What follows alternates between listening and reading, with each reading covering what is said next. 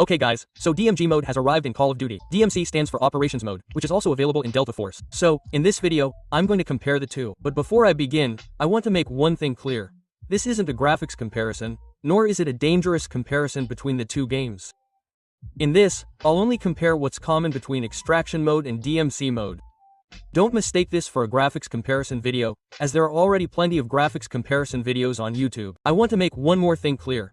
Comparing Operations Mode and DMC mode in these two games would be unfair, because Call of Duty's DMC mode is in its very early beta stages, so it won't be as well developed. But still, guys, what's the harm in comparing them, right? This should give you some idea. So without further ado, let's jump right into the video. First, you can see the Delta Force login screen, the lobby screen, and you can see the DMC lobby screen, meaning the login screen looks like this. After that, you can see the split screen between the two. There's a slight difference, not much. Okay? Then there's the loading screen. When you load a game, it looks like this in COD and like this in Delta Force. You can open the deuty, and that's up to you. Simply, you can see them side by side. There's not much difference, just the background changes, and it's pretty much the same. You can see the Delta Force map. This is the Zero Dam map that I took, and you can see it in it, it's Serpent Island. So, there's a significant difference between the two, because Serpent Island gives me a spacey vibe, and it also gives me a Zero Dam vibe. Now, if we talk about the starting animation, in Delta Force, we arrive in a helicopter in a rather dangerous manner, flying through the clouds, and we're shown where we're going to land. After selecting the map,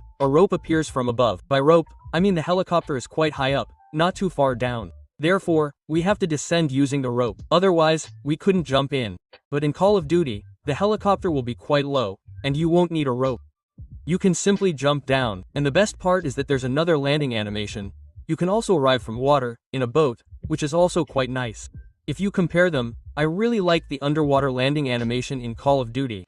I prefer the helicopter landing animation in Delta Force, and I really like the two landing methods. This should be the same in Delta Force. Now, if we talk about the first look as soon as you land in the game, you can see it. The one on the left is from Delta Force, and the one on the right is from Call of Duty. You've probably figured it out. There's not much difference between the two. Since Delta Force is a completely operations-centric game, its operations will obviously be better, and Call of Duty is currently in beta stages, so it's decent for a beta. Okay? So, if we talk about looting the guy's safe box, everyone knows about Delta, it's basically a matter of skill. You have to open it as soon as it arrives, okay? And after opening it, you won't get the red item immediately. You might get small items or, with very good luck, a gold item. But what's wrong with Call of Duty, guy, is that there's no skill involved, but luck. For example, there's a fingerprint on the 2 and 5, so anything can happen. You have to try it again and again. There's no skill involved. It's all about luck. If you do it once, it's fine. And the most unrealistic thing is that you'll encounter the red atom, which is quite dangerous. Talking about the boss, it's our cute, innocent, playful Shahid, who you'll encounter in zero time. Each map has a different boss,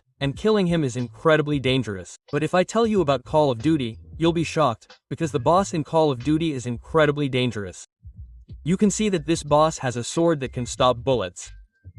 No matter how many shots you fire, the sword will block all the bullets, which is incredibly dangerous. Its speed is incredibly fast. If you delay even slightly and try to attack, this could happen to you.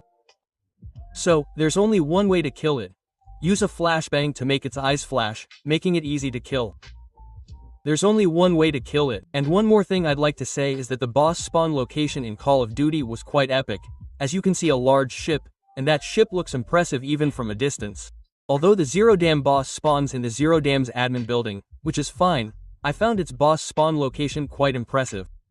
You can see that there's an entrance in the middle of the ship, where you'll find the boss there. So, I really liked it. Delta Force should also do something better with their boss locations. I really like the boss location in Call of Duty. Now, you can see that the animation for completing the mission looks something like this.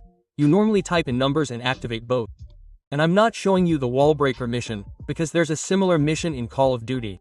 Now, you can see that the Call of Duty mission is similar. Personally, I found Call of Duty more appropriate because he inserts a floppy disk into the computer, types, and then, after typing, takes it out.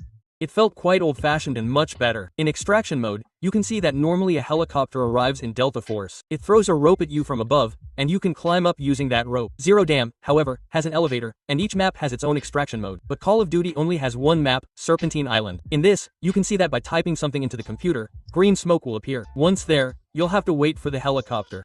Okay? You'll see a helicopter approaching from above, and it will land on your rooftop. You can also get inside the helicopter and look around, which doesn't happen in Delta Force. Everything that happens in Delta Force is just an animation, but in Call of Duty, you get inside a proper helicopter and can see what's around you. And once you're in the helicopter and it's flying, you can't jump off it. So, I really like that you can explore the helicopter in first person. Another thing I liked about Call of Duty is that you'll find a toxic zone. If you go into a toxic zone, your life will be reduced. You'll have to wear a gas mask to escape the toxic zone, which I really liked. This is something that Delta Force should have as well. Otherwise, both games are pretty good in their own way. Call of Duty's DMC mode is still in beta, so it needs a lot of work.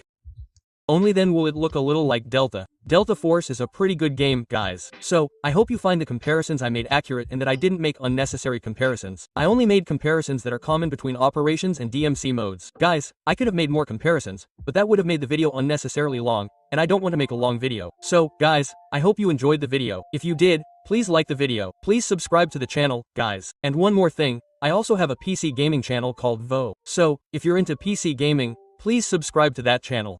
I post great PC gaming news and a variety of videos there. Thanks for watching, guys. See you in my next video. Until then, you can watch this one.